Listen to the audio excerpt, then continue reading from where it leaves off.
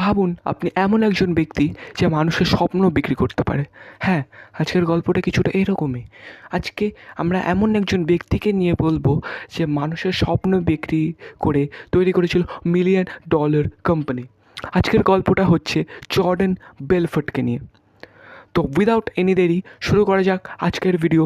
আমি রনিক আপনাদের সঙ্গে শুরু করি with the chapter number 1, the world of Stratton okay.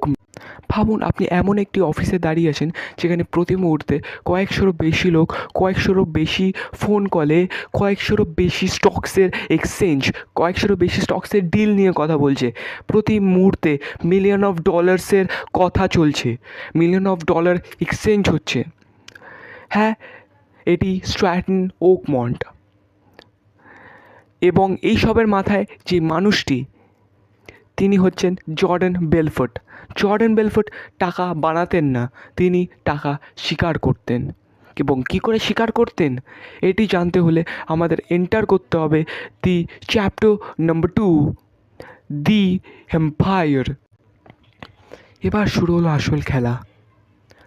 কী করে একটি সামান্য ব্রোকারেজ ফার্ম এতটা নেটওয়ার্ক তৈরি করলো যে তারা ওয়াল স্ট্রিটের মতন বড় বড় কোম্পানিকে টক্কর দিতে শুরু করলো। এবং এই পুরো কোম্পানিতে দাঁড়িয়ে ছিল একটি সিম্পল ফর্মুলার ওপরে। ফর্মুলাটা কিছুটা এরকম: তারা চিপ স্টকস কিনতো বা পেনি স্টকস কিনতো, মানে খুব দামি স্টক কিনতো না, তারা খুব সামান্য কম দামি স্টকগুলো কিনতো এবং তারা বিক্রি করতো সেগুলি আম জনতা, মানে সাধারণ মানুষকে।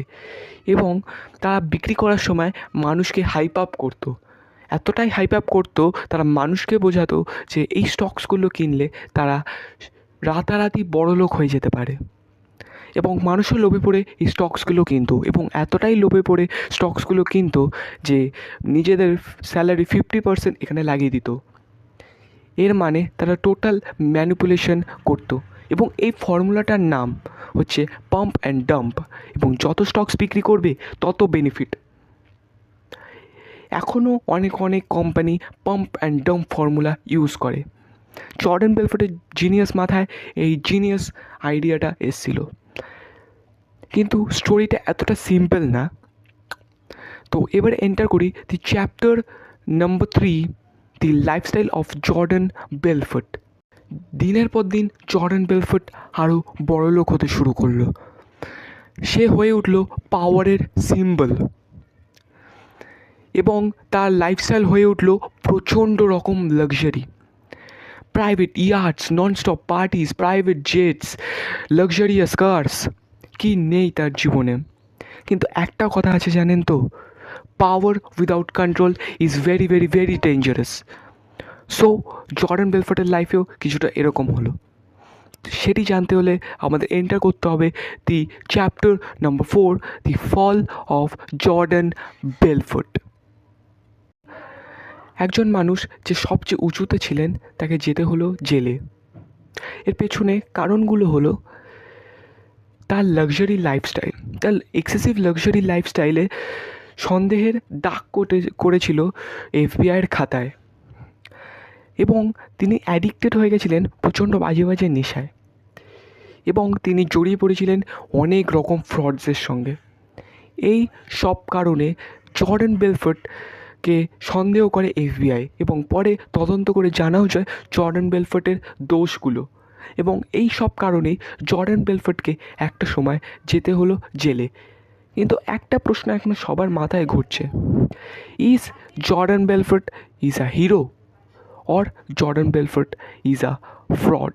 এটাই আমরা জানবো দি চ্যাপ্টার নাম্বার 5-এ। Is Jordan Belfort is a hero or a fraud? তাহলে জর্ডান বেলফোর্ট কি হিরো নাকি ফ্রড?